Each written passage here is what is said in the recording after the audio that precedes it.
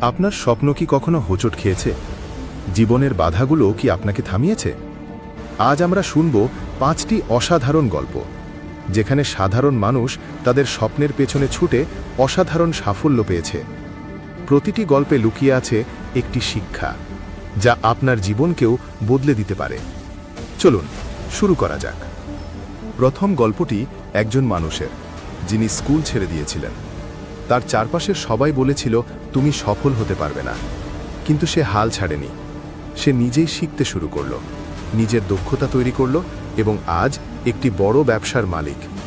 এই গল্প আমাদের শেখায়, কখনো শিক্ষার অভাব মানে স্বপ্নের শেষ নয়। স্বপ্নকে ধরে রাখুন, পরিশ্রম করুন, সাফল্য আসবেই। দ্বিতীয় গল্পটি একজন গ্রামের ছেলের, যিনি শহরে এসে নতুন জীবনের শুরু করল। প্রাথমিক দিনগুলো কঠিন ছিল, কিন্তু তার স্বপ্ন বড় ছিল। প্রতিদিন নতুন কিছু শিখে, ছোট কাজ করে সে ধীরে ধীরে নিজের লক্ষ্য পূর্ণ করল। আমরা শিখি, বড় স্বপ্ন দেখার জন্য ভয় পেতে হয় না। তৃতীয় গল্প একজনের, যে প্রথমবার যে ব্যবসা শুরু করেছিল ব্যর্থ হয়।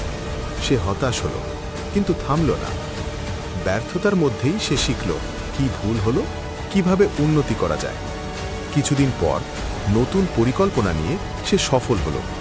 এই গল্প দেখায়, ব্যর্থতা হলো শেখার সুযোগ। চতুর্থ গল্প একজন নারী এন্টারপ্রেনার।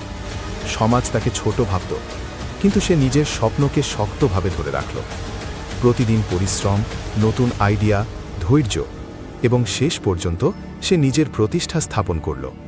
আমাদের শেখায়, সংগ্রামের মধ্যেই শক্তি লুকানো থাকে। পঞ্চম গল্পটি আমাদের শেখায়, স্বপ্নকে শুধুমাত্র ভাবা নয়, তাকে বাস্তবে রূপ দেওয়া। ছোট ছোট পদক্ষেপ, ধারাবাহিক পরিশ্রম এবং আত্মবিশ্বাস, এগুলো একদিন বড় সাফল্যের দিকে নিয়ে যায়। আমাদের জীবনেও এই গল্প থেকে অনুপ্রেরণা নিতে পারি। আপনারাও আপনার স্বপ্নকে ছাড়বেন না। প্রতিটি ব্যর্থতা হলো শেখার সুযোগ। আজই আপনার প্রথম পদক্ষেপ নিন।